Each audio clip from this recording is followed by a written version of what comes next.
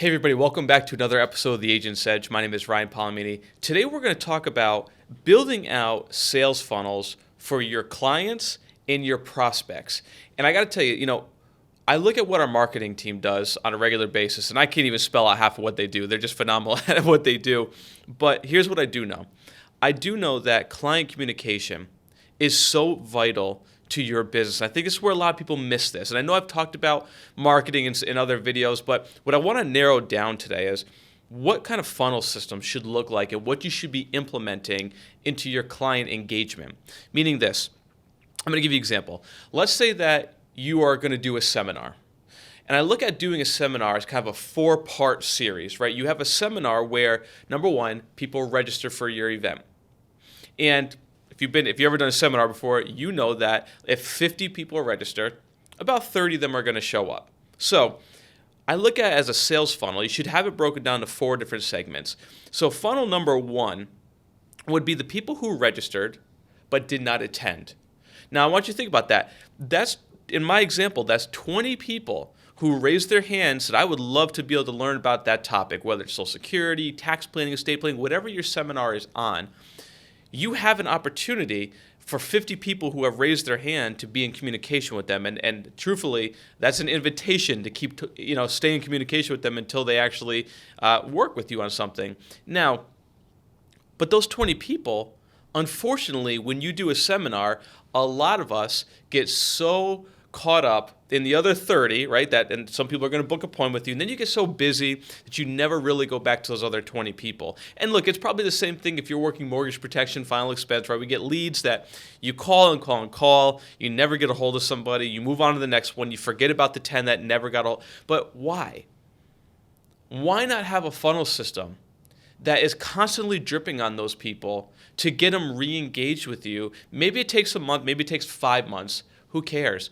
Have a system in place that allows people who have raised their hand but never attended or never booked an appointment with you to keep that drip system going every single month. That's drip marketing at its finest. Now, you have to have a specific message that's going to go out to that type of individual. So let's take it to the next step. Let's say that you do your seminar, those 30 people attended, but out of those 30 people, 15 of them filled out the survey that says, I would like to talk to you. Great. Now we moved on to funnel system number 2, which are the people who attended but did not fill out that form.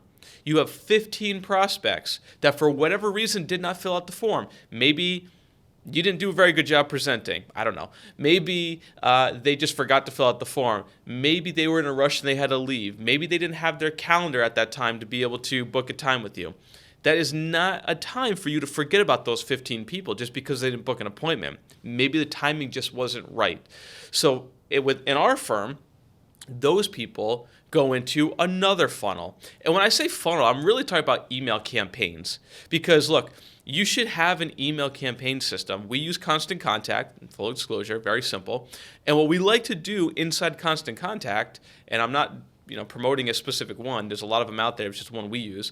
But inside Constant Contact, you can create different lists of emails that are going to, or people that are going to go in those lists with their emails. So for example, we have a list called DM. We have a list called attended but did not fill out. So we have these things broken down, and what's going to happen is these lists and these funnels are going to grow and grow and grow and grow to where every time you do a seminar, you're going to plug more and more people into it.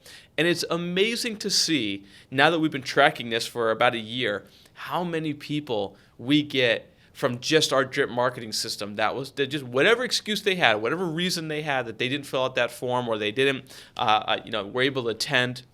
It is amazing to see how much our numbers of appointments are going up for people who we are dripping on that have just re-raised their hands. Like, thank you so much for following up with me. It's just a bad time. This happened, whatever.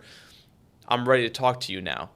This is why funnels are so important. So those are 2. So we've got the people who registered but did not attend, the people who attended but did not fill out the form. Then you have the people who did fill out the form that you cannot actually book an appointment with, right? The people who are just, for whatever reason, they filled it out, they raised their hand, they said yes to them, that they want to talk to you, but you can't get a hold of them. They go in after a certain period of time. So we have a system in our office where they get 2 calls and then a final attempt email. If after that we cannot get a hold of them, they go into that third funnel. The last funnel, our fourth funnel, is the funnel system of the people who actually did book a time and they did sit down with you, and maybe we just did not do business for whatever reason. Timing wasn't right. I wasn't good enough at that time, right? Maybe I made some mistakes. Whatever situation is, they go into our fourth drip marketing system, and that is the people who we drip on different topics. So, hey, listen, we've talked about this in the past. Maybe I didn't do a good enough job explaining Roth versus traditional, right? Or maybe Roth conversions didn't make sense to you. Here's a great article on Roth, on how to do a Roth conversion. And maybe they read that article and go, oh, that's what he was talking about, or that's what she was talking about. And they rebook a time with you. They say, you know what, I didn't understand it, now I do, let's talk again. The point that I'm trying to make is if you have these four systems going at all times, your pipeline is going to be so big that you're not going to know what to do with it, because you're going to have all these different people coming from all different parts, right? Because you are doing a funnel system. Now, it's important to keep track of these four funnels because every message should be something different. Let me give you an example. Let's go back to our first funnel, people who registered but did not attend. One of the things you should be dripping on that are all of your upcoming events, whether it's webinar, seminar. You want to re-invite them to something, or you want to send them an article on the topic that you went over, just enough to kind of re-pique their interest with a call to action. Meaning, okay, we did a Social Security workshop, you registered for it, but you didn't attend. Let me send you this article on the changes of Social Security.